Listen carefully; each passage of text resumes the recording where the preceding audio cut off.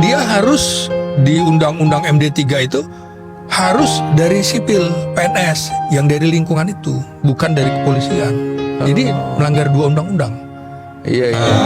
Termasuk kan dulu kan kalau di DPR itu Sekjen DPR itu apa Jenderal Nana kalau nggak salah ya. Nah ini juga karena ada inspektur utama Betul, di betul, DPR RI betul. itu polisi, harusnya pensiun.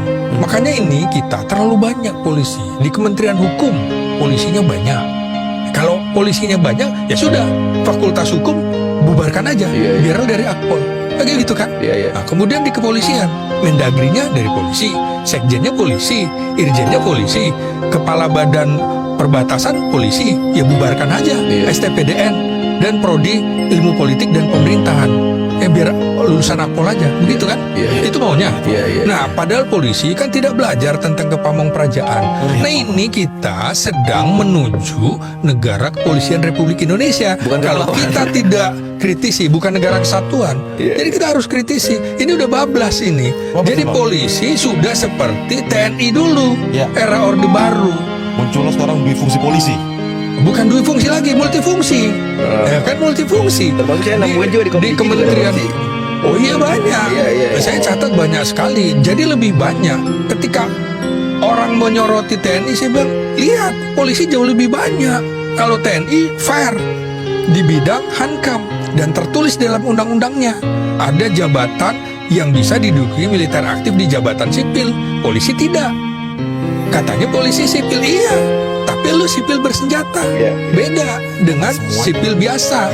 Lu dipersenjatai, maka dulu Bung Karno menyatukan menjadi di dalam satu payung ABRI, angkatan bersenjata. Karena lu bersenjata, sipil bersenjata, gitu kan?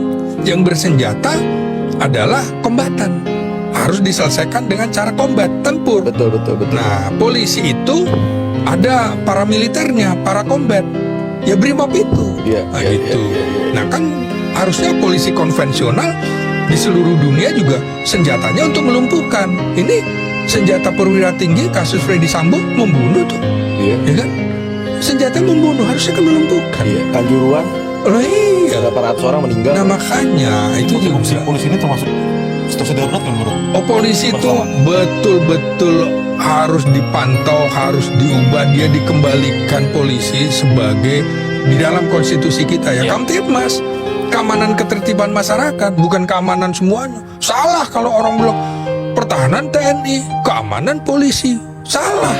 Orang lupa keamanan tuh ada tingkatnya. Pertama keamanan individu di rumah, keamanan publik masyarakat itu polisi, Kamtibmas.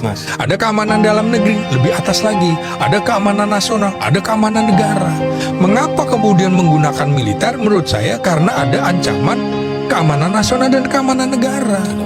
Jadi keamanan barang-barang yang masuk lewat bea cukai, ya kewenangan penyidik bea cukai. Orang asing masuk, keamanan siapa? Imigrasi. Cyber, polisi semua nggak bisa. Lo adalah cyber crime. Kan ada cyber war, tentara berarti kan. Nah, jadi ujung tombak cyber itu tetap ada di Badan Siber Sandi Negara, bukan di kepolisian. Kepolisian tuh mau masuk semuanya, mau ambil semua. Baru bentuk apa? KOF baru, pemberantasan korupsi. Ya buat apa ada KPK dan segala macam? Korupsi kejaksaan gitu loh. Jadi polisi seperti negara dalam negara, nggak boleh. Harus kita kritisi ini. Itu. Padahal hari ini Kapolri paling lama bang ya. Paling lama era reformasi 4,5 tahun belum ada nih. Dan itu juga melampaui 3-4 angkatan di atasnya. Saya ingin mengatakan bahwa Jokowi merusak merit system, pola pembinaan karir di militer dan di kepolisian. Termasuk saya nggak setuju